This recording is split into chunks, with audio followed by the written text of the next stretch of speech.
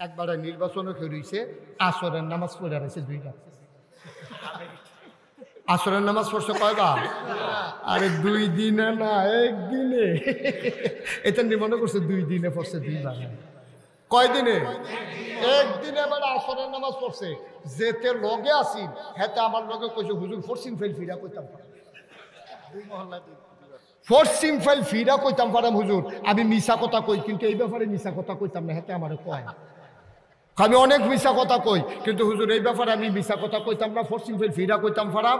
এবার 2 বার আসরের নামাজ পড়ছে। আমি ওই কখনো কখনো পড়ছে, আমরা ফাঁসের গ্রামও পড়ছে, আমরা গ্রামও আইয়া পড়ছে। আমি ওই তোমার হলে তো হেবারা নির্বাচন করে না, হেবারার বুদ্ধি তোমার তে বেশি দেখে হেবারা তোমার নেতা, কারণ হেবারা চিন্তা করছে হেতারা দেখবো আমি নামাজ পড়ি, এই গ্রামের তারা দেহা দরকার আছে না, তারপরে দুম ধরে বুঝে থাকলে সর্বহানো। এবার আর আইতো পারে না পারে, এর লেগে একদিন এবার আসরের নামাজ পড়ছে 2 রাকাত। আপনারা শহরের কাছের মানুষ, মাশাআল্লাহ অনেক চালাক হইছেন আপনারা। আপনারা বিবেকের কাছে আমার প্রশ্ন, যেই লোকটা একদিনে আসরের নামাজ পড়লো 2 বার, আল্লাহ ফরজ করছে কয়বার? এই অসুবিধে পড়ছে কয়বার? তাহলে এটা আল্লাহর লেগে পড়ছে না বুটের লেগে পড়ছে? তোমার নামাজ নট। একটু চিন্তা করি, একটু চিন্তা করি। বাংলাদেশের মানুষকে বেহতার মনে করে না, বোকা মনে করে, নির্ভুত মনে করে। যারা রাজনীতি মনে করে তারা মনে করে যে যত বড় মিথ্যাবাদী বাংলাদেশে তত বড় রাজনীতিবিদ, ঠিক কিনা বলো? তারপরে আবার আমরা তারা সাহস হলো বইয়া কয় আমরার যে নেতা প্যারা একটা কয় কিতা করছে, কয় ফানিত রেখেছে, এবার আর কথা ত্রেখ নাই, ঠিক না রে? যে যত বড় বাটফার তে হইল বাংলাদেশে তত বড় নেতা। এর লাগিয়া আমরার কপাল এই দুর্দশা, এই লঘুমতি। যদি ভালো মানুষগুলো আমাদের এই পদের ভিতরে আসতো, তাইলে অন্তত রাস্তার গম, তারপরে ব্রিজের ভিতরে রডের বদলি বাঁশ দেওয়ার, তারপরে সরকারি গম খাইয়া লওয়ার, হুনতে হুনলাম হগিন্নি বেডির লেগে বিস্কুট হয়েছে, হ্যাঁ বিস্কুট হাতে খাইয়া বইয়া দিচ্ছে। আরে মুসলমান, আমরা বিলে আর ফরেও মুসলমান। আরে আমরা যদি আর ফরেও মুসলমান, তাই তো শয়তানের সমস্যাটা কি? শয়তানের দুষ্টা কি তার শয়তানের? আমরা আর ফরেও মুসলমান। মানুষের অধিকার হরণ করেছ, সম্পদ লুণ্ঠন করেছ, রাস্তার গম খেয়েছ, চাঁদাবাজি করেছ, মন যা চায় তাই করেছ। যেই জেলখানার ভিতরে থাকা দরকার ছিল গুন্ডা বদমাইশ, ওই জেলখানাগুলো আলেম ওলামারা ভরে দিয়েছ। আর মিথ্যা ট্রাইব্যুনাল সাজাইয়া, মিথ্যা সাক্ষী দিয়া যারা আল্লাহর জমিনে আল্লাহর আইন কায়েম করতে চায় তাদেরকে ফাঁসি কাস্টে ঝুলিয়েছ, ঠিক কিনা বলো? এখন 50-50 একচেটিয়া গোল আর হবে না, খেললা গোল দিয়া যাওয়ার লাগে। ও যে তারা খেলবো কইছে তারা তো নাই, বিপদ কি এক জায়গা? যারা কইছে খেলা হবে হেতে নাই, এক সাইডটা গোল উঠে আছে। আল্লাহ রাব্বুল আলামিন তার বন্ধু নবীর মাধ্যমে জানিয়ে দিলেন, দুনিয়ার মানুষ শুনো শুনো শুনো, এই আয়াতটা যখন নাজিল হয়েছে ওই দিনটা ছিল ইয়াউমুল আরাফা, দিনটা ছিল ইয়াউমুল জুমআ, দিনটা ছিল আরাফার দিন, দিনটা ছিল জুমাবার। এদিন যেদিন এই আলোচনা তিনি করেছিলেন ওই ময়দানটার নাম ছিল আরাফার ময়দান। উপস্থিত লোক সংখ্যা ছিল 1,24,000, মতান্তরে 1,25,000। বলো সুবহানাল্লাহ। 1,25,000 সাহাবার সামনে আল্লাহ নবী একটা ডাক দিলেন। কোনো মাইকের ব্যবস্থা ছিল না, কোনো সাউন্ড সিস্টেম ছিল না, তিনি খোলা মুখে একটা ডাক দিলেন। সাহাবায়ে কেরাম কয় প্রথম মানুষটা যেমন শুনেছে, একেবারে শেষ মাথায় যে মানুষটা ছিলাম আমরাও ঠিক হুবহু একরকম আওয়াজ শুনেছি। আল্লাহ নবী ডাকে কয় শোনো, এই মাত্র আয়াত নাজিল হয়েছে, আল-ইয়াউমা আকমালতু লাকুম দীনাকুম। আজকের এই দিনে আরাফার ময়দানে, ইয়াউমুল জুমআতে, আরাফার দিনে 1,25,000 মানুষের সামনে আকমালতু লাকুম, আমি তোমাদের জন্য পরিপূর্ণ করে দিলাম দীনাকুম, তোমাদের ধর্ম। ওয়া আতমামতু আলাইকুম নিআমাতি, তোমাদের জন্য আমার দেয়া নিয়ামত যথেষ্ট করে দিলাম। ওয়া রাদিতু লাকুমুল ইসলাম দীনা, আর তোমাদের জন্য আল্লাহর পক্ষ থেকে মনোনীত একটা ধর্ম দেওয়া হলো, তার নাম হলো ইসলাম। বলো সুবহানাল্লাহ। তাইলে আমাদের রব কে? দিন কি? নবী মুহাম্মদুর রাসূলুল্লাহ সাল্লাল্লাহু আলাইহি নবীর নাম শুনলে কি পড়তে হয়? দুই একবার না বারবার, দুই একদিন না প্রতিদিন, দুই এক সপ্তাহ না প্রতি সপ্তাহ, দুই এক মাস না 12 মাস, দুই এক বছর না সারা জীবন আমরা পড়ব সাল্লাল্লাহু আলাইহি ওয়াসাল্লাম। দিন পরিপূর্ণ, নিয়ামত যথেষ্ট, আর পরিপূর্ণ ইসলাম। দিনের নাম হচ্ছে ইসলাম। এই জন্য মাগরিবের পরে, ফজরের পরে আমরা যারা মাসনুন ওজিফা আদায় করি, যে দোয়াগুলো নবীজি শিখিয়ে দিয়েছেন, এর ভিতরে একটা দোয়া আছে, রাদিতু বিল্লাহি রাব্বাও ওয়া বিল ইসলামি দীনাও ওয়া বিমুহাম্মাদিন সাল্লাল্লাহু আলাইহি ওয়াসাল্লাম নাবিয়্যাও ওয়া রাসূলা। সুবহানাল্লাহ বলবেন না? তাইলে দিন যেহেতু পরিপূর্ণ, নিয়ামত যেহেতু যথেষ্ট, তাইলে প্রমাণ হয়ে গেল দিন পরিপূর্ণ হয়ে গেল।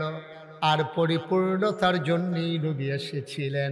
তাইলে প্রমাণ হয়ে গেল যে এই জমানা, এই দুনিয়াতে মানুষ থাকবে, কিয়ামত পর্যন্ত মানুষ আসবে, কোনদিন আর একজন নবী রাসূল আসবেন না। ঠিক কিনা? আমরা একমত সবাই? এই জন্যই নবীর 3টা বিখ্যাত উপাধি। তিনি ইমামুল মুরসালিন, তিনি খাতামুন নবিয়্যিন, তিনি রাহমাতুল লিল আলামিন। তার বিখ্যাত উপাধি হচ্ছে তিনি খাতামুন নবিয়্যিন। তার মাধ্যমে নবুয়তের দরজা বন্ধ।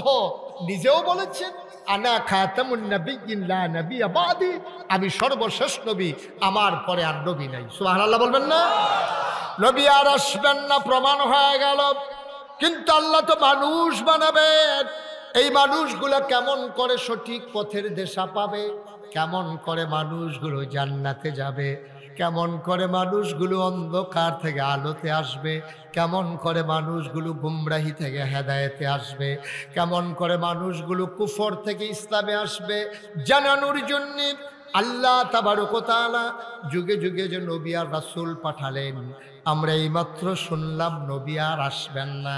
তাইলে মানুষ তো আসবে, আসবে নাকি আসবে না? কবে ১,৫০০ বছর আগে নবী এসেছেন। এই জমানায় আমি মুশতাক ফয়েজি এসেছি, আপনারা সবাই এসেছেন। এখন নবী নাই, কিন্তু আমরা জান্নাতে যাওয়ার আশা করি, জান্নাতের পথ পেতে চাই, জাহান্নাম থেকে বাঁচতে চাই। কে করবে এই কাজ? নবীর ইন্তেকালের আগে আল্লাহর নবী ঘোষণা দিয়ে দিলেন, আল উলামা ওয়ারাসাতুল আম্বিয়া, উলামায়ে কেরাম নবীর ওয়ারিস। যেই কাজটা আমি করতাম, আমার পরে ওই উলামায়ে কেরাম সেই কাজ করবে। ঠিক কিনা? উলামায়ে কেরাম মসজিদের জুমার নামাজের আগে খুতবায়, ওই ময়দানের ওয়াজে, মাদ্রাসার ক্লাসে, ওই বিভিন্ন আলোচনায় নানানভাবে মানুষকে দ্বীনের পথে ডেকে ডেকে আনবে। যেখান থেকে আনবে সেই ময়দান, সেই মাহফিলের মঞ্চ যদি মাহফিলগুলো বন্ধ করে দেওয়া হয়, তাইলে বোঝা গেল মানুষকে জান্নাতে যাওয়ার ব্যবস্থা বন্ধ করে দেওয়া হয়। ঠিক কিনা? এইটাই হয়েছে গত 17টা বছর ধরে। আমরা খেয়াল করে দেখেছি, কোরআনের আলোচনাগুলো হতে দেয় নাই। মসজিদের মিম্বারগুলো থেকে যখন কোরআনের আলোচনা হচ্ছিল, ইমাম বদল করা হয়েছে। তাদের দলীয় নেতাকর্মীর মনোমত না হওয়ার কারণে মাইকগুলো কেড়ে নেওয়া হয়েছে মঞ্চ থেকে। যখন তাদের বিরুদ্ধে কথা চলে গেছে, সেই দিন একেবারেই গেছে। আমরাও জানি এই কোরআনের পথ, এই ইসলামের পথ কখনো ফুল বিছানো নয়। এ পথ কণ্টকাকীর্ণ। এই পথে চলতে গেলে পা রক্তাক্ত হবে, জমিন হবে রক্তের সাগর। আমরা এটা বিশ্বাস করি। এই দিনের পথে অবিচল আস্থা নিয়ে চলা শুরু করেছি। সুতরাং আজকে খাতাসানের মাহফিল থেকে সবাইকে সিদ্ধান্ত নিতে হবে, এই রকমই বাধা আসবে, এই রকম মামলা হবে, হামলা হবে, লড়াই হবে, প্রয়োজনে জেল হবে, জরিমানা হবে, ফাঁসি কাস্তে ঝুলা লাগবে, জীবন দেওয়া যাবে, ঈমান দেওয়া যাবে না। রাজি আছো কিনা? হাত তুলে দেখা।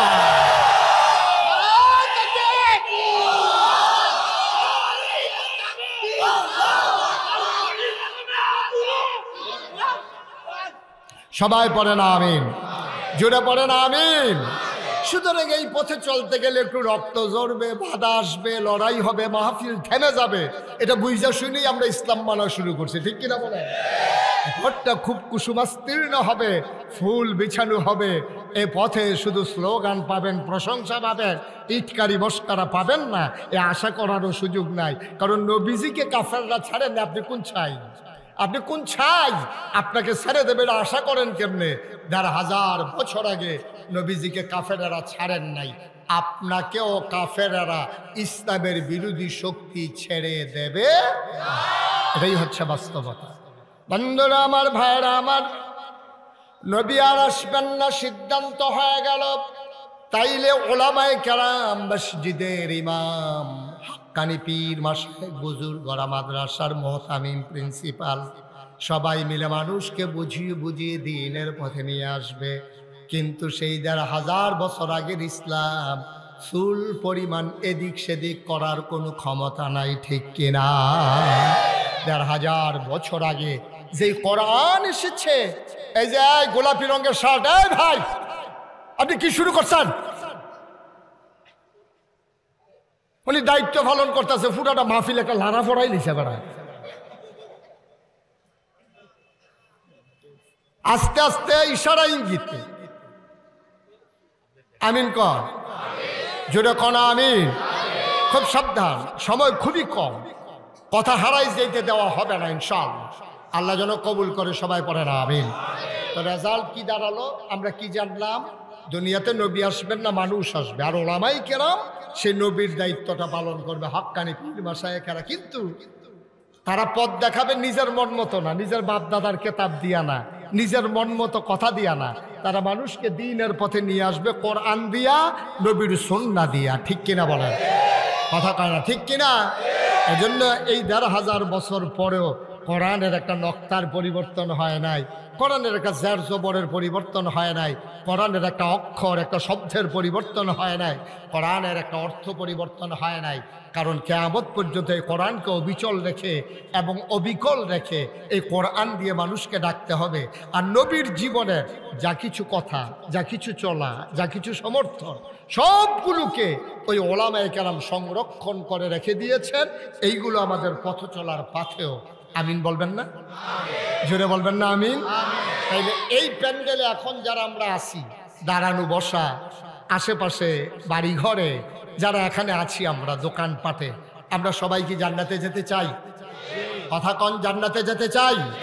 সবাই মিলে যদি জান্নাতে যেতে চান, তাইলে এই জান্নাতে যাওয়ার জন্য নবীজি সুন্দর একটা প্রেসক্রিপশন দিয়েছেন, সুন্দর একটা কথা বলেছেন যে ৬টি কাজ জান্নাতের আমানত স্বরূপ। যদি ৬টা কাজ, এটা জামানত। তুমি যেমন ব্যাংক থেকে লোন উঠাইতে গেলে তোমার এই জমিনটাকে জামানত হিসাবে রাখা লাগে, তোমার দলিলটাকে জামানত হিসাবে, বাড়িটাকে বন্ধক দিয়া তুমি ব্যাংক থেকে লোন উঠানো লাগে।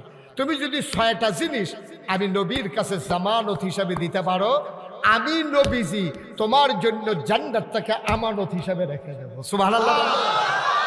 কয়টা জিনিস? ৬টা জিনিস। জোরে বলেন একটু, কয়টা? ৬টা। নবী বলছেন ৬টা জিনিস যদি তুমি জামানত দিতে পারো, অর্থাৎ তোমার বাড়িটা যদি ব্যাংকে দিতে পারো, তাইলে তোমার আমি ৫ লক্ষ টাকা দেব। তো নবী বলছেন তোমার ৬টা জিনিস তুমি জামানত রাখবা, আর আমি তোমার জন্য আমানত রাখবো আল্লাহর জান্নাত। সুবহানাল্লাহ বলবেন না? তাহলে ৬টা জিনিস দ্রুত জানা ফেলে অসুবিধা না সুবিধা? ৬টা জিনিস আমরা খুব দ্রুত জেনে ফেলবো। আবু হুরায়রা রাদিয়াল্লাহু তাআলা আনহু থেকে বর্ণিত, তিনি বলেন নবী করিম সাল্লাল্লাহু আলাইহি ওয়াসাল্লাম, তার সামনে এরকম লোক বসে আছেন, অনেক লোকজন সামনে বসে আছেন, সবাইকে তিনি ডেকে বললেন, শুনো, ৬টা জিনিস তোমরা জামানত দাও, আমি তোমাদের জান্নাতের জিম্মাদার হব।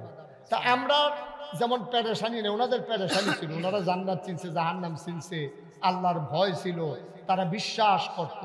আমাদের মানুষগুলো বিশ্বাস কতটুকুন করে আল্লাহই ভালো জানে। তো নবীজি বললেন, কয়টা জিনিস না?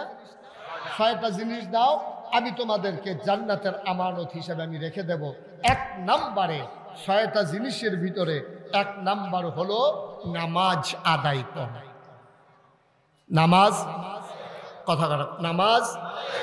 এখন যে সবাই, আমি যখন জিজ্ঞেস করলাম জান্নাতে কি যেতে চান, সবাই চিৎকার করে দিচ্ছেন, শুধু হাত উঠাইতে বলি নাই বইলা উঠান নাই। কিন্তু এই প্যান্ডেলটার ভিতরে এখন যারা আছেন মাগরিবের নামাজ কারা কারা পড়েন নাই, যদি আমি এখন জিজ্ঞেস করি আর সত্য যদি বলেন আর কি, তাইলে অর্ধেকের বেশি হাত উঠবে যে মাগরিবের নামাজ আপনি পড়েন নাই। যে ঠিক কইছে হ্যান দিয়ে মনে হয় শুরু হয়েছে। না না, উনি ওই অন্যরা উৎসাহিত করার লেগা কইছে, উনি নামাজ ছাড়ুন না বেড়া না, উনি আন্দাজ করছে আমার তার লগে মিলছে ওনার ছাড়। ঠিক কিনা কন? আসলে বাস্তবতাও তাই, অর্ধেকের বেশি মানুষ এখানে আমরা মাগরিবের নামাজ পড়ি নাই। হ্যাঁ, কথা বললাম না, অর্ধেকের বেশি নামাজ আমরা মাগরিবের পড়ি নাই এবং এশার নামাজ পড়ব না, এটার উপরে মোটামুটি নিশ্চিত আছে অর্ধেকের বেশি মানুষ। তা আল্লাহ বলছেন যদি জান্নাতে যেতে চাও 6টা জিনিস জামানত লাগবে। 1 নম্বরে যেটা কইছে এটা তো অর্ধেকের নাই, অর্ধেকের তো এটাই নাই, আরো 5টা তো বাকিই রয়ে গেছে। এখন যদি এইটাই না থাকে তা আপনি কেমনে ঋণ পাবেন কেমনে? আপনার যখন কইছে যে ভাই আপনি এই কাগজপত্র নিয়ে আসেন তাহলে আপনাকে লোন দেওয়া হবে, আপনি কাগজ ছাড়া গিয়েও যদি সারাদিন খেরুই থাকতেন দিত না। ওই যে যুদ্ধে কথা শুনেন মন দিয়া, যুদ্ধের ভিতরে বাহিনী পরাজিত হয়েছে, সেনাপতিকে রাজমশাই ডাইকাই না কয়, এই যুদ্ধে হাল্লা কেন? আমার কি কম আছে? গোলা বারুদ কম আছে না? বন্দুক কম আছে না? সৈন্য কম আছে না? ক্যাডার কম আছে? ফিটাফিটি করুন না, সব আছে। এরপরে ফলাফাইনি আবার জিতে কেমনে? ফলাফাইনি এরপরে ফিটাফিটি করে জিতে কেমনে? তখন পুলিশে কয়, স্যার গুল্লি যে একটারে করি একটাই পরে আবার এসে আরেকটা দাঁড়ায়, কেউ দৌড় দেয় না। সুবহানাল্লাহ বলবেন না? তো পরে দিতে হবে না তো হবে কি? গুলি করি একটারে পরে একটাই, এই জায়গাতে আরেকটাই দাঁড় করে, কিন্তু কেউ তো দৌড় দেয় না। তো এই জাতিরে পরাজিত করবে কেমনে? এই জন্য পারে না। তো রাজমশাই এসে জিজ্ঞেস করছে সেনাপতিরে, আমরা কেন হারলাম? যুদ্ধে আমরা হেরে গেলাম কেন? তখন সেনাপতি বলতেছে, স্যার 101টা কারণ আমি বার করছি। কয়টা কারণ? 101টা। সবাই কথা কয় না, কয়টা কারণ? মঞ্চে যারা আছে তারা না কইলেও সারবে, তারা যে হুইতালাইছে না এটাই তো বেশি গেল। হ্যাঁ, তারা মঞ্চ বালিশ দে একটা করে, সবাই একটু কথা কইেন, আমিন কর। আমি তো খেয়াল করি নাই আমার আদরের, আমার হৃদয়ের গভীরতম প্রদেশে জায়গা, আমার দরবারের বিশিষ্ট মাজলিসের সুরার সদস্য, আপনাদের প্রিয় মানুষ হাজি মঞ্জু আপনাদের মাঝে এসে হাজির। আলহামদুলিল্লাহ বলবেন না? তারপরে ঘরুয়া হোটেলের মালিক এই মনির সাহেব আছে, অনেক লোকজন আছে, ইমাম সাহেব তো আছি, তাদের কথা বলছি, আমিন কর। তো যেই কথাটা বলতেছিলাম, যুদ্ধে হারার কয়টা কারণ? 101টা। আরে কথা কয় না তো। রাজমশাই কয় 1 নাম্বারটা কয় 1 নাম্বার কারণ হইলো আমরা যে গোলা বারুদ দিয়ে যুদ্ধ করব, গোলা বারুদ সব পানিতে ভিজা গেছে। রাজমশাই কয় আর লাগতো না, একটা সারবো, এই একটা সারবো, আর 100টা রাইখা দাও। যে একটা কইছো এরপরে আর যুদ্ধে জিতনের তো কোনো সম্ভাবনা নাই, গোলা বারুদ সব পানিতে ভিজে গেছে, তো গুল্লি করার ক্ষমতা নেই, তোমরা আর জিতবা কেন? তোমরা যে মাইর খাইয়া বাইতেইছো না, এটাই তো বিশ্বাস। ঠিক কিনা কন? তাইলে আমরা 6টা জিনিস যদি জামানত রাখতে পারি, আল্লাহর নবী জান্নাত আমানত রাখবে। তাইলে 1 নম্বরের তো যখন ধরা খাইছি, বাহি 5টার আর দরকার নাই, রেডি হয়ে গেলাম জাহান্নামে যাওয়ানোর লিগে। জান্নাতে যাওয়ার আর কোনো সম্ভাবনা আমাদের, ঠিক কিনা কন? তাহলে কয়টা না কথা না, কয়টা? 1 নম্বরে হলো বন্ধুরা আমার, ভাইরা আমার, একটা মানুষ যখন কয় লা ইলাহা ইল্লাল্লাহ মুহাম্মাদুর রাসূলুল্লাহ, আমি বিশ্বাস করে নিলাম আল্লাহ ছাড়া কোনো ইলাহা নাই, আল্লাহ ছাড়া কোনো মাবুদ নাই, আল্লাহ ছাড়া কোনো মাশুক নাই, আল্লাহ ছাড়া কোনো মওজুদ নাই, আল্লাহ ছাড়া কোনো মাকসুদ নাই, আল্লাহ ছাড়া আবার কেউ নাই। এটা যখন আপনি বিশ্বাস করলেন, মুহাম্মাদুর রাসূলুল্লাহ, মুহাম্মদ হচ্ছে আল্লাহর রাসূল, এই কথা বিশ্বাস যখন মানুষটা করলো, জুমার আগে দিয়া জোহরের আগে একজন হিন্দু দিনের 12টায় ইসলাম গ্রহণ করলো, 12:15 জোহরের আজান পড়ে গেল। এখন যেই মানুষটা 12টায় ইসলাম গ্রহণ করলো, 12:15 আজান পড়ে গেল, যেই মানুষটা কাফের থেকে মুসলমান হলো, তার 1 নাম্বার দায়িত্ব হলো নামাজ। আপনি আপনি যে মুসলমান, আপনি যে মুসলমান, এটা তো গায়ে লেখা থাকে না, এটা তো গায়ে লেখা থাকে না। কয় হুজুর গায়ে লেখা না থাকলেও অথতার দাড়ি থাকে, মাথার টুপি থাকে, গায়ে পাঞ্জাবি থাকে না। এই অথতার দাড়ি আর মাথার টুপি আর গায়ের পাঞ্জাবি মুসলমানের লক্ষণ না। মুসলমানের লক্ষণ হচ্ছে ঈমান আনার পরে 1 নম্বরে নামাজ। সুবহানাল্লাহ বলবেন না? দাড়ি তো রবীন্দ্রনাথ ঠাকুরের আছে, আপনি টিকি দাড়ি হেবার আর দাড়ি কাটলে 15-20 জনরে হাওলাত দেওয়ান যাইব। হেই বেড়ায় দাড়ি লইয়া ইমানদার হইতে পারে নাই। এইরকম টুফিওয়ালা দেখবেন, এমন টুফি 2.5 হাতের মতো উফরি দিয়া লম্বা, সেই টুফি কাটলে আরো 15-20টা টুফি বানান যাইব। পাঞ্জাবি এরকম অনেক আছে লম্বা। আমি বলি লম্বা পাঞ্জাবি বানানোর জন্য ইমান লাগে না, 1.5 গজ কাপড় বেশি লাগে। ঠিক কিনা কম? আপনি বাচ্চা পাঞ্জাবি কিনে আনছেন দোকানতে রেডিমেড, আপনি এটা লম্বা বানাইতেন স্যার, তো এটা রেডিমেড কিনা নাই না, দর্জির দোকান কইবেন যে একেবারে এই টাকলু পর্যন্ত তুই আমার পাঞ্জাবি কয় গজ লাগবো, তো হাতে যেই যত গজ কাপড় করবে এত গজ দিবেন, তো এত লম্বা পাঞ্জাবি।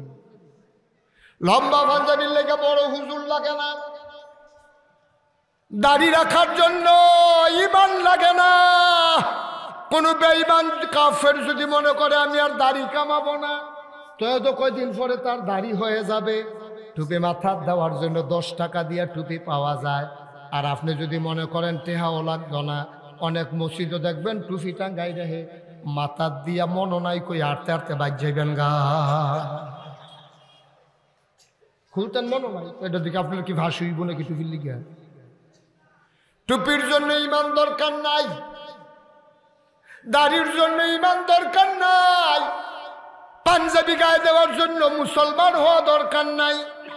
অনেক কাফের বেদিন পাঞ্জাবি গায়ে দেয়, অনেক কাফির বেদিন টুপি মাথায় দেয়, অনেক কাফের বেদিন টুপি রাখে কিন্তু না দাড়ি রাখে। এখন যদি বলেন মুসলমান হতে হলে কি হওয়া লাগবে, ওই যে বললাম 12টা ইমান এনেছো, 12:15 আজান পড়েছে, 1 নম্বরে তোমার নামাজ লাগবে। ঠিক কিনা? আচ্ছা, আপনি যদি বলেন যে হুজুর আমি ইমানদার, নামাজ পড়ছি না, নামাজ পড়লাম না, আমি ইমানদার, সমস্যা আছে? হ্যাঁ সমস্যা তো আছে, এটা আমার কথা না তো, আল্লাহ নবী বলেছেন 1500 বছর আগে, মান তারাকা সালাতা মুতাআম্মাদান ফাকাদ কাফারা। নবীজি কয় যে ব্যক্তি হাসতে হাসতে ইচ্ছাকৃত নামাজ ছেড়ে, ইচ্ছা করে যেই ব্যক্তি নামাজ ছেড়ে দিয়েছে, নামাজ ছাড়া যাবে কয়েকটা কারণে। তুমি বেহুশ হয়ে গেছো, তোমার হুশ নাই, তোমার নামাজ তোমার উপরে তখন আর ফরজ নাই, তুমি ঘুমিয়ে পড়েছো, ডাকার মতো কেউ নাই, নির্জন নিরিবিলি কোনো বনভূমিতে, কোনো মরুভূমিতে তুমি একাকী ঘুমিয়ে পড়েছো, তোমারে ডাক দেওয়ার কেউ নাই। তুমি নামাজ না পড়লা কেন, এটার জন্য তোমার জবাব দিতে হবে না, যেহেতু তোমারে ডাকার কেউ ছিল না। তুমি পাগল, তোমার নামাজ পড়া লাগবে না। তুমি নাবালক, তোমার নামাজ পড়া লাগবে না। নাবালক, পাগল, ঘুমন্ত আর হইল যে মানুষ, হ্যাঁ কি অজ্ঞান, বেহুশ। থ্যাংক ইউ, এই যে মনে রাখছে, উনি না থাকলে তো ওয়াল ঢাকায় তুই গেল কইল মার হাবা কয় না রে। 4 জন ব্যক্তি ছাড়া কেউ যদি ইচ্ছাকৃত নামাজ ছেড়ে দেয়, মান তারাকা সালাতা মুতাআম্মিদান ফাকাদ কাফারা, যে নামাজ ছেড়ে দিল সে সাথে সাথে কাফের হয়ে গেল। মুশতাক ফয়জির কথা না, আমার নবীজির কথা। ঠিক কিনা বলো? তাইলে টুপি মাথায় দিয়া তো আপনি এই কথা বলতে পারবেন না আমি মুসলমান। এটা একটা শিয়ার, একটা চিহ্ন, একটা আলামত, কিন্তু আর মানে আপনি মুসলমানের পরিপূর্ণ আলামত না। 1 নম্বরে নামাজ। এজন্য আল্লাহ তাবারক ওয়া তাআলা বলেন আকিমুস সালাহ, এইরকম বারবার বলেছেন। তোমরা কি ইমানদার চিনতে চাও? যদি ইমানদার চিনতে চাও, ইউমিনুনা বিল গায়ব ওয়া ইয়াকিমুনাস সালাহ, তারা অদৃশ্যের উপরে ঈমান আনে আর নামাজ কায়েম করে। কোরআনুল কারিমে 18 পারায় প্রথম সূরা সূরা মুমিনুন আল্লাহ কয় কাদ আফলাহাল মুমিনুন আল্লাযীনা হুম ফি সালাতিহিম খাশিউন। কোরআনুল কারিমে আল্লাহ কয় আকিমুস সালাহ ইন্নাস সালাতা তানহা আনিল ফাহশাই ওয়াল মুনকার, এভাবে নানানভাবে আল্লাহ নামাজের কথা বলেছেন। ও মুসলমান, আমরা যাও নামাজ পড়ি, যারা নামাজ পড়ি, নামাজ যেমন করে পড়া দরকার ছিল তেমন করে নামাজ পড়া হয়ে উঠে না, ঠিক কিনা? আল্লাহ রাব্বুল আলামিন কোরআনে 18 পারায় প্রথম সূরা সূরা মুমিনুনে কি আহা কথা বলেন তো এখানে ভাই, কত সুন্দর করে আল্লাহ বলেছেন কাদ আফলাহাল মুমিনুন, ওই মুমিন সে সফল কাম, আল্লাযীনা হুম ফি সালাতিহিম খাশিউন, ওই সফল কাম মুমিন যে নামাজের ভিতরে ভীত সন্ত্রস্ত, ভয়ে কম্পমান, নামাজ যখন পড়ে এমন ভাবে পড়ে আনতা আবুদুল্লাহ কাআন্নাকা তারাহু ফাইন লাম তাকুন তারাহু ফাইন্নাহু ইয়ারা। সুবহানাল্লাহ বলবেন না? আপনি যখন নামাজে দাঁড়াবেন, নামাজে যখন দাঁড়ালেন আগে ঠিক করে নেবেন আপনি কেন নামাজ পড়তেছেন। ওই যে আমি বললাম আপনি ইমানদার, এটা প্রমাণের জন্য আপনার নামাজের দরকার। তাইলে আপনি আগে নিয়ত ঠিক করে নেবেন কেন নামাজ পড়বেন। এই জন্য আবাদত, যে কোনো আবাদত কবুল হওয়ার জন্য শর্ত হইল 3টা। 1 নম্বরে সহি নিয়ত, 2 নম্বরে সঠিক নিয়ম, 3 নম্বরে হালাল খাওয়া। কোনো আবাদতের ভিতরে এই 3টা জিনিস যদি না থাকে মানুষটার আবাদত আল্লাহ পর্যন্ত পৌঁছবে না, ঠিক কিনা? আপনি নামাজ পড়বেন, কেন নামাজ পড়ছেন? আপনি যদি আমি জিজ্ঞেস করি আজকে নামাজ পড়ছেন কেন, আপনি বলবেন যে হুজুর আপনার মাহফিল হবে, খেতাসার মাহফিলে আসছি, আজও যদি নামাজ না পড়ি তার নামাজ পড়াম কবে? সকলে নামাজ পড়তেছে, আমিও নামাজ পড়ছি। আপনি নামাজ ফরজ এই জন্য পড়েন নাই। যদি আপনার উপরে নামাজ ফরজ এই জন্য যদি আপনি নামাজ পড়তেন, আপনার গলায় ছুরি আসতো, আপনি নামাজ ছাড়তে পারতেন না, ঠিক কিনা? কেউ আপনার নামাজ ছাড়াইতে পারত না। আপনি ছেড়ে দেন কেন? আপনি ফরজ বুঝেন নাই। আপনি সামাজিক নামাজ পড়েন, আপনি রাজনৈতিক নামাজ পড়েন, আপনি এই ব্যক্তিগত নামাজ পড়েন। এই নামাজ আপনি আল্লাহর জন্য পড়েন না, অথচ আল্লাহ কোরআনুল কারীমে নকিবে থেকে বলেন, কুল হে রাসূল আপনি বলে দেন, ইন্না সালাতি ওয়া নুসুকি ওয়া মাহইয়ায়া ওয়া মামাতি লিল্লাহি রাব্বিল আলামিন। নবীকে বলতেছে, নবীকে আপনি যাই করবেন আপনি বলে দেন ইন্না সালাতি, আমার নামাজ, ওয়া নুসুকি আমার কোরবানি, ওয়া মাহইয়ায়া আমার জীবন, ওয়া মামাতি আমার মরণ, অর্থাৎ জীবন মরণের মাঝামাঝি আমার ব্যক্তি জীবন, আমার পারিবারিক জীবন, আমার সমাজ জীবন, আমার রাজনৈতিক জীবন, আমার ইন্টারন্যাশনাল রিলেশন, আমার অর্থনৈতিক জীবন, যা কিছু কেবলমাত্র শুধুমাত্র একমাত্র লিল্লাহি রাব্বিল আলামিন, আল্লাহ রাব্বুল আলামিনের জন্য, ঠিক কিনা কও? তাইলে আমি কাপড় পরব ওইভাবে যেই কাপড় পরলে নবীর তরিকা অনুযায়ী হয় এবং আমার আল্লাহ সন্তুষ্ট হয়, ঠিক কিনা? আমি নামাজ পড়বো ওইভাবে যে নামাজ হবে শুধুমাত্র আল্লাহর জন্যে, দুনিয়ার কাউকে দেখানোর জন্য না। আমি বলছিলাম আমাদের নামাজ নানান কারণে হয়। মেয়ে বিয়ের উপযুক্ত, মেয়ের দেখার জন্য ছেলের পক্ষের লোক আসছে, সবাই নামাজি মানুষ, ছেলেও মাদ্রাসায় পড়ে। এখন যদি মেয়ের বাবা নামাজ না পড়ে, নামাজ আর কি বিয়ে হয় নাকি? এখন ওই ছেলের পক্ষ সবাই নামাজ পড়তে গেছে, মেয়ের বাবা জীবনেও নামাজ পড়ে নাই, ওরা গেছে, উনি না যায় কেমনে, জন্য উনিও গেছে। এরকম আছে নাকি নাই? নির্বাচন আসছে, উনি নির্বাচন করবে, নিয়ত করছে। এখন নির্বাচন করবে, বাংলাদেশের মানুষের শতকরা 92 জন লোক মুসলমান। আহা, তুমি কি শুরু করলে এখানে বাবা? শতকরা 92 জন লোক বাংলাদেশে মুসলমান, সারা সবাই এটা পছন্দ করে যে এবার যেই দল বন্ধ করে এই দল করুক, নামাজটা যে বেড়া পড়ে এই দ্বারে মানুষ খুব পছন্দ করে। এবার নির্বাচন করবো নিয়ত করছে, ওখানে এবার আর নামাজ ছাড়ে না। আপনারা শুনলে আশ্চর্য হবেন, আমাদের এলাকায় একবারে নির্বাচনও খেয়েছে, আসরের নামাজ পড়ে রয়েছে 2 রাত। আসরের নামাজ পড়ছে কয়বার? আরে 2 দিনে না, 1 দিনে। এটা মনে করছে 2 দিনে পড়ছে 2 বার। কয়দিনে? 1 দিনে। এবার আসরের নামাজ পড়ছে, যেতে লগে আসি হেতে আমার লগে কইছে হুজুর ফরসিন ফেল ফিরা কইতাম, পশ্চিম ফাইল ফিরা কইতাম পারাম হুজুর আমি মিছা কথা কই কিন্তু এই ব্যাপারে মিছা কথা কইতাম না হেতে আমার কয় আমি অনেক মিছা কথা কই কিন্তু হুজুর এই ব্যাপারে আমি মিছা কথা কইতাম না পশ্চিম ফাইল ফিরা কইতাম পারাম এবারে 2 বার আসরের নামাজ পড়ছে আমি ওই কখনো কখনো পড়ছে আমরা ফাঁসের গ্রামও পড়ছে আমরা গ্রামও আইয়া পড়ছে আমি তোমার হলে তো হেবারে নির্বাচন করে না হেবারার বুদ্ধি তোমার তে বেশি দেখতে হেবারা তোমার নেতা কারণ হেবারা চিন্তা করছে হেতারা দেখবো আমি নামাজ পড়ি এই গ্রামের তারা দেহা দরকার আছে না তারপরে আমি দুম ধরে বুঝে থাকলে সর্বহানো এবার আর আইতো পারে না পারে এর লেগে একদিন এবার আসরের নামাজ পড়ছে 2 রাকাত আপনারা শহরের কাছের মানুষ মাশাআল্লাহ অনেক চালাক হইছেন আপনারা বিবেকের কাছে আমার প্রশ্ন যেই লোকটা একদিনে আসরের নামাজ পড়লো 2 বার আল্লাহ ফরজ করছে কয়বার এই অসুবিধা পড়ছে কয়বার তাহলে এটা আল্লাহর লেগে পড়ছে না বুটের লেগে পড়ছে তোমার নামাজ নট তোমার নামাজ ফাও গেছে এই মেহনত করলে আর কি আডুমাডুডি ধরাইলে আর কি কারবার হইছে না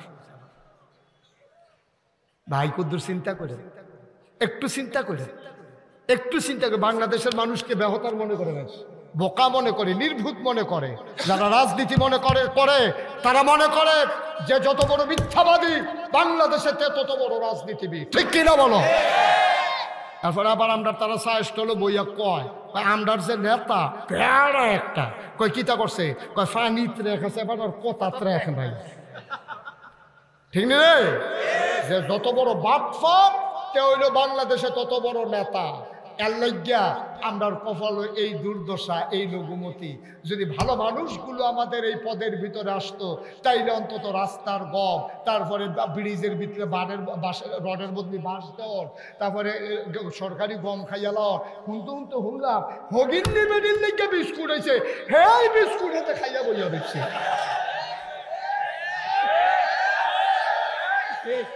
সারা ফেটেছে মরোনা কপাল বালা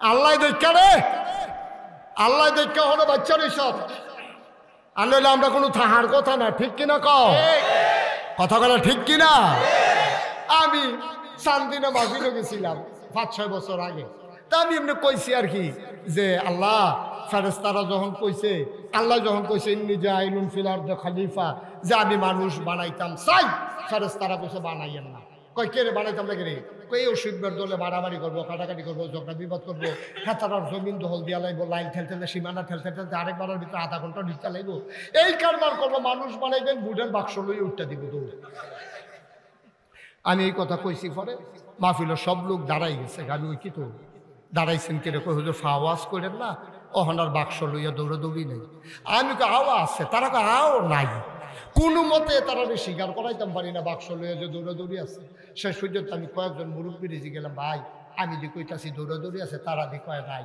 কয়েকজন মুরব্বী দাঁড়াই আমার দিকে হাসি দেওয়া হুজুর বাক্স লইয়া দৌড় দিব তো বুড়ে দৌড়াই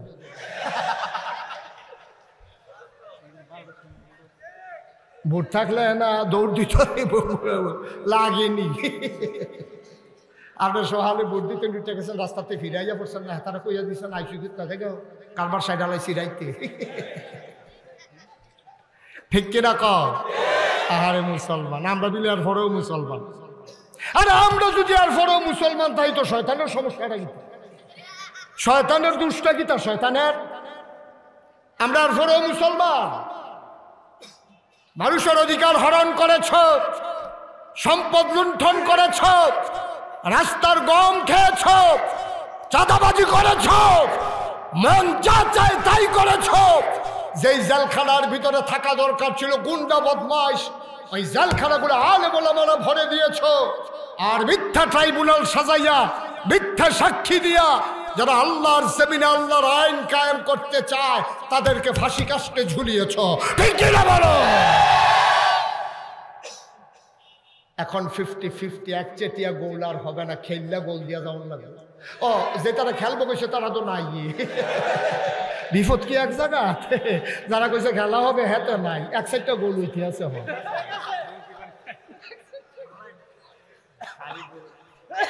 কষ্ট হইতে আছে ওয়াজ কি উঠে পড়তে আছে মাত্র শুরু দইরা বইয়েন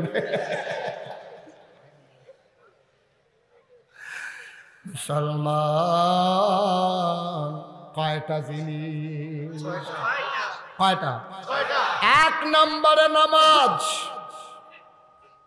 ওই নামাজ তোমাকে পড়তে হবে আনতা আবুদাল্লাহা কাআন্নাকা তারাহু ফাইন লাম তাকুন তারাহু ফাইন্নাহু ইয়ারাক।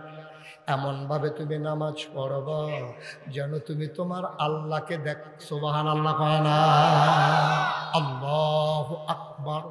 আপনি নামাজের নিয়ত করছেন, দুনিয়ার খবর নাই, ছেলে মেয়ের খবর নাই, বাড়ি ঘরের খবর নাই, বিবি বাচ্চার খবর নাই, অফিসের খবর নাই, কোন দিক দিয়া কে আসলো গেল কোনো খবর নাই।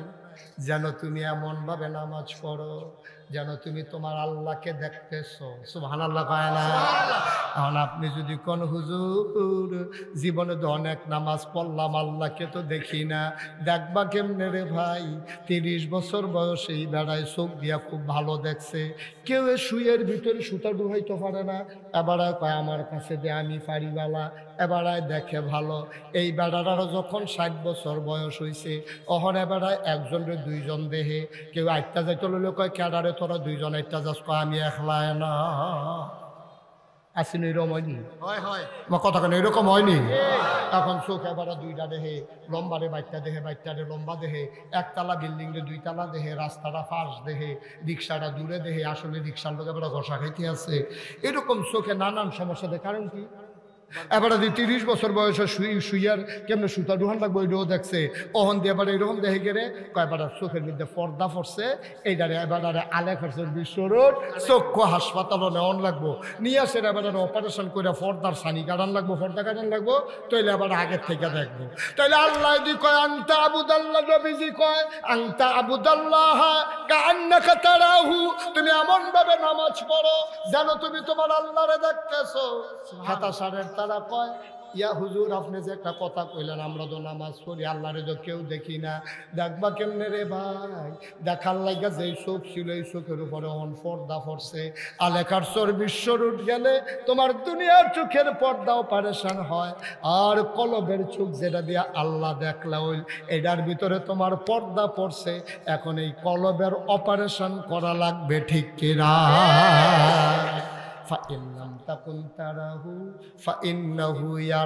তুমি দেখলে দেখো না দেখলে নাই, টেনশন কইরো না, তুমি তোমার আল্লাহরে দেখো না, কিন্তু তোমার আল্লাহ তোমারে দেখতেছে, ঠিক কিনা? আপনি দেখেন না, আল্লাহ দেখে নাকি দেখে না? দেখে। কথা কেন দেখে নাকি দেখে না? এইরকম ভাবে যদি আপনি নামাজ পড়তেন পারেন, এই নামাজ হলো জান্নাতের জামানত। এই নামাজ জান্নাতের।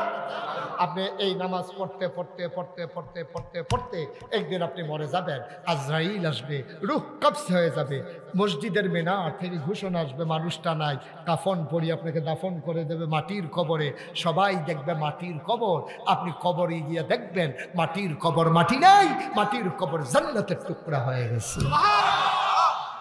ওই জান্নাতের টুকরার ভিতরে আপনি ঘুমিয়ে আছেন। কবর যাদের আযাব হবে, জাহান্নাম হবে, রাত তাদের শেষ হতে চাইবে না। কবর যাদের জান্নাত হয়ে যাবে, তাদেরকে যখন ডাকা হবে উঠেন আসেন, কিয়ামতের ময়দান রেডি হয়ে গেছে।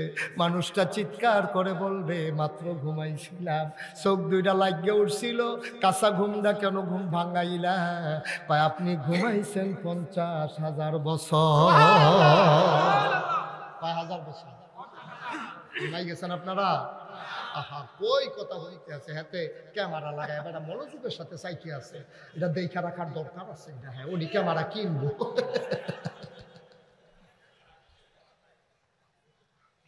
কয় বছর রে? কয় বছর?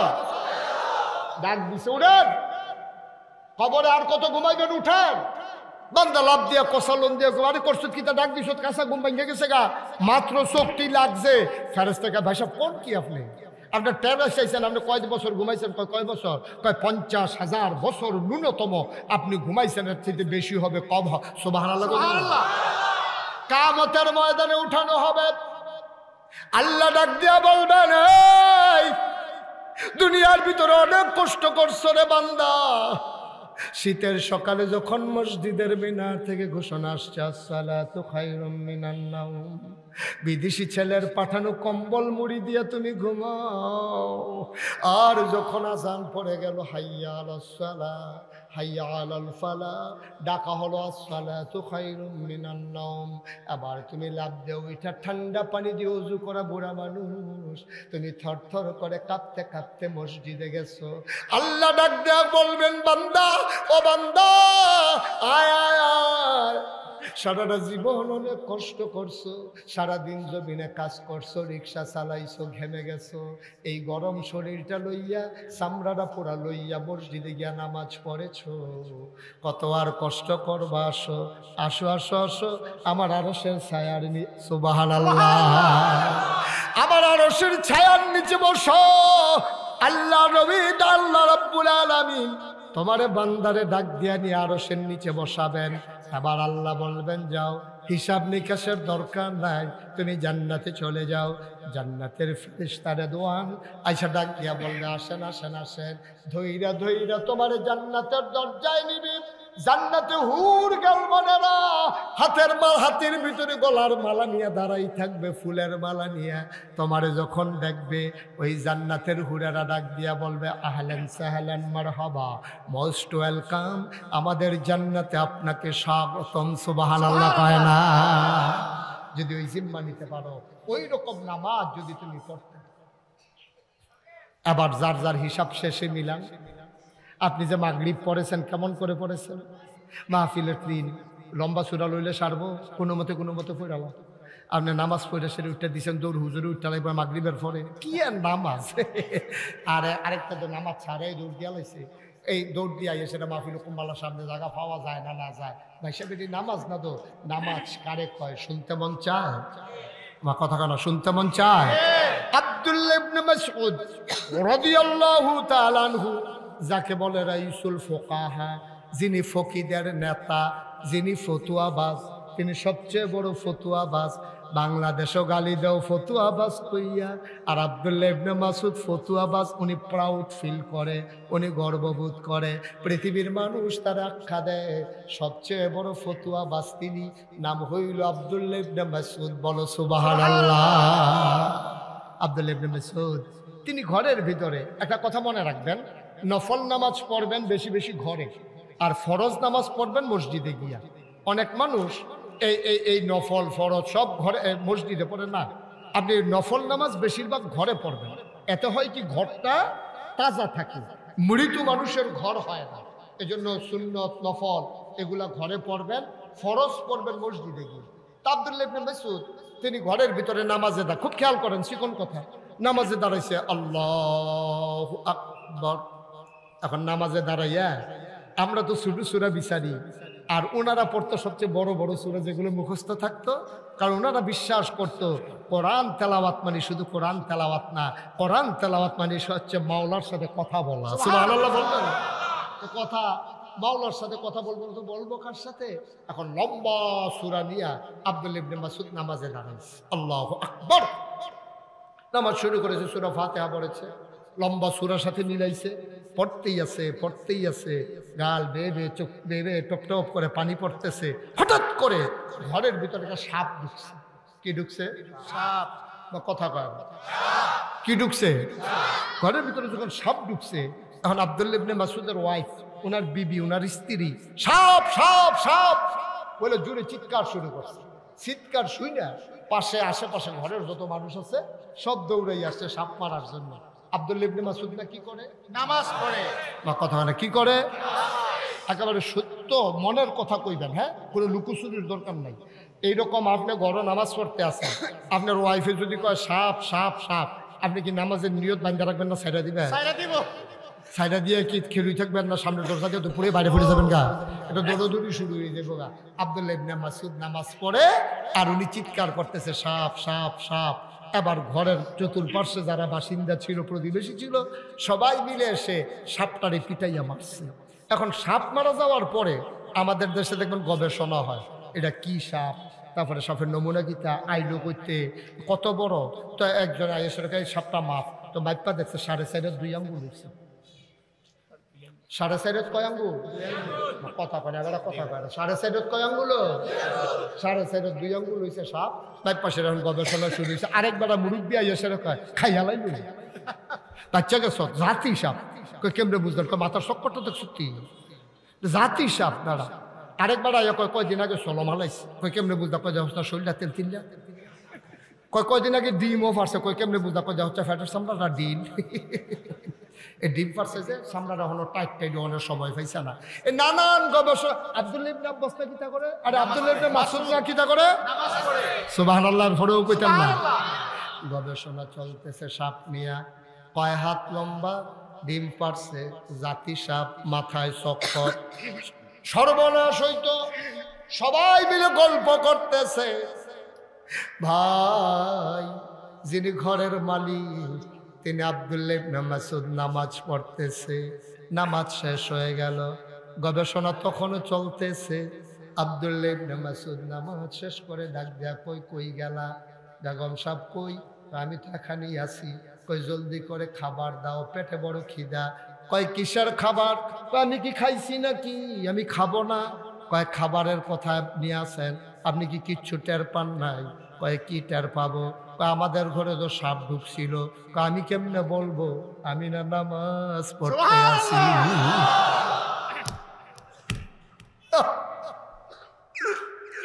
আমি কেমনে বলবো ওই জানতা আবুদাল্লাহ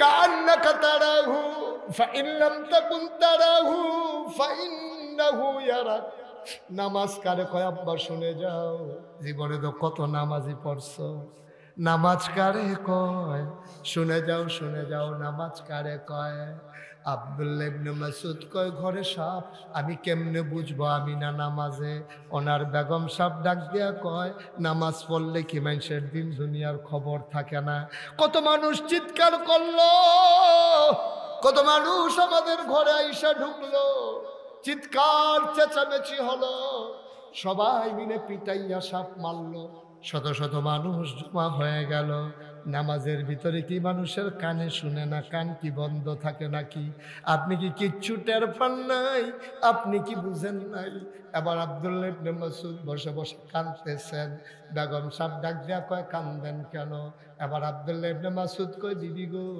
নামাজের ভিতরে যদি সবই টের পাইলাম কিসের নামাজ পড়লাম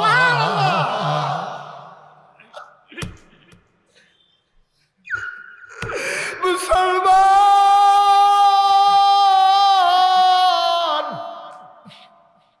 ও খাতাসারের মুসলমান এই কথাগুলা দীর্ঘদিন তোমাদের কাছে বলতে পারি না বড় বুকে বড় ব্যথা জমানো অনেক কথা বলা হয় নাই বলতে দেওয়া হয় নাই আল্লাহ তাবারক ওয়া তাআলার ফয়সালা কঠিন ফয়সালা সবাই মিলে স্লোগান দিল দফা এক দাবি এক পদত্যাগ 5ই আগস্টের আগ পর্যন্ত আমি কোনো মানুষের কণ্ঠে শুনি নাই কোনো মানুষের মুখে শুনি নাই দেশ ত্যাগ করতে হবে এই কথা আমি কাউকে বলতে শুনি নাই কোনো ছাত্র সমন্বয়ক বলে নাই কোনো রাজনৈতিক নেতা বলে নাই মসজিদের কোনো ইমাম বলে নাই মসজিদের কোনো খতিব বলে নাই কোনো মিছিল মিটিং হয় নাই যে দেশ ত্যাগ এই কথা বলে নাই সবাই বলেছে দফা এক দাবি এক পদত্যাগ আল্লাহ কয় না না না আমার ফয়সালা কঠিন ফয়সালা দফা এক দাবি এক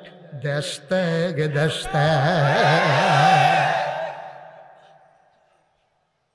কথাগুলো থামিয়ে দিলে জাতির ক্ষতি হয় কথাগুলো থামিয়ে দিলে ব্যক্তির ক্ষতি হয় পরিবারের ক্ষতি হয় কোনো একটা মহলের হয়তো ফায়দা হয় কিন্তু আপামর জনতার বড় ক্ষতি হয় দ্বীনের কথা শুনতে না পারলে ঈমান তাজা হয় না ঈমান তাজা না হলে সমাজ সুন্দর হয় না ঠিক কিনা বলো